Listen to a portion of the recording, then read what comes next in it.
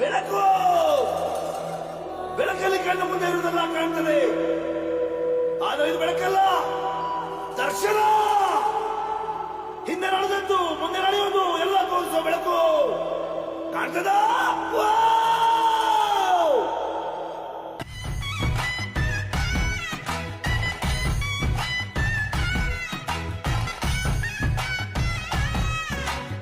ಸ್ನೇಹಿತರೆ, ಈಗ ನಾನು ಲೈಟ್ ಜೊತೆಗೆ ಒಳಗಡೆ ಬರ್ತಾ ಇದ್ದೀನಿ.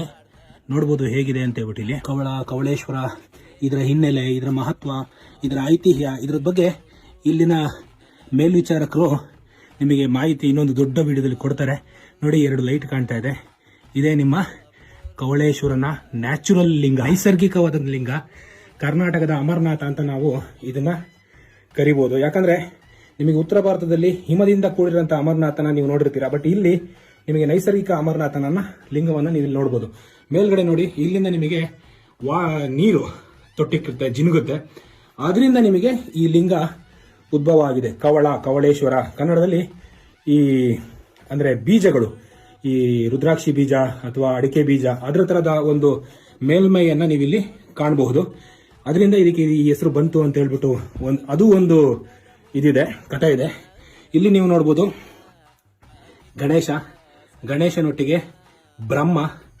ಈ ಬದಿಯಲ್ಲಿ ಬಲಬದಿಯಲ್ಲಿ, ಲಿಂಗದ ಬಲಬದಿಗೆ ಇಲ್ಲಿ ನಿಮಗೆ ಜಗನ್ಮಾತೆ ಪಾರ್ವತಿ ಇಲ್ಲಿ ಆಸೀನರಾಗಿದ್ದಾರೆ. ಇದು ನಿಮಗೆ ನ್ಯಾಚುರಲ್ ಲಿಂಗ, ಕರ್ನಾಟಕದ ಅಮರನಾಥ ಅಂತೇಳಿ ಇದನ್ನು ಕರಿಬಹುದು. ಯಾರೇ ಎಷ್ಟೇ ಏನೇ ಇದ್ರೂ ಇಲ್ಲೊಂದ್ಸರಿ ಭೇಟಿ ಕೊಟ್ಟರೆ ಇಲ್ಲಿನ ಒಂದು ಏನಂತಾರೆ ಅದಕ್ಕೆ, ಒಂದು ಅದ್ಭುತ ಅಂತ ನಾವು ಕರಿಬೋದು. ಇಲ್ಲಿನ ಒಂದು ಶಕ್ತಿನೇ ಅದ್ಭುತ. ಮೇಲ್ಗಡೆ ನೋಡಿ ಹೇಗಿದೆ ಅಂತ ಹೇಳ್ಬಿಟ್ಟು.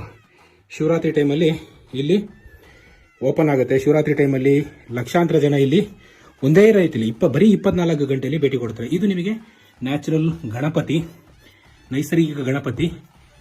ಇದು ನಿಮಗೆ ಪಾರ್ವತಿ ಶಿವ ಅಂತ ಹೇಳ್ಬಿಟ್ಟು ಹೇಳ್ತಾರೆ. ಇದ್ರ ಬಗ್ಗೆ ನಾನು ಒಂದು ವಿಸ್ತೃತ ವಿಡಿಯೋ ಮಾಡಿದ್ದೀನಿ, ನನ್ನ ಯೂಟ್ಯೂಬ್ ಚಾನಲಲ್ಲಿದೆ, ನಮ್ಮ ಯೂಟ್ಯೂಬ್ ಚಾನಲಲ್ಲಿ. ಅದರ ಲಿಂಕನ್ನು ಕೂಡ ನಾನು ಇಲ್ಲಿ ಡಿಸ್ಕ್ರಿಪ್ಷನ್ ಮಾಡಿರ್ತೀನಿ.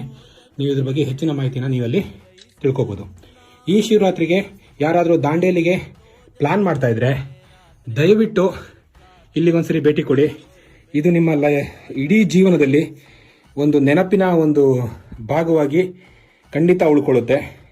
ಶಿವನನ್ನು ಆರಾಧನೆ ಮಾಡೋದಕ್ಕೆ ನೈಸರ್ಗಿಕವಾಗಿ ಇರುವಂಥದ್ದು ಆರಾಧನೆ ಮಾಡೋದಕ್ಕೆ ಬಹುಶಃ ಇದಕ್ಕಿಂತ ಒಂದು ಒಳ್ಳೆಯ ಜಾಗ ಇನ್ನೊಂದಿಲ್ಲ ಅಂತೇಳಿ ನಾನು ತಿಳ್ಕೊಳ್ತೀನಿ. ದಯವಿಟ್ಟು ಬನ್ನಿ. ಧನ್ಯವಾದಗಳು.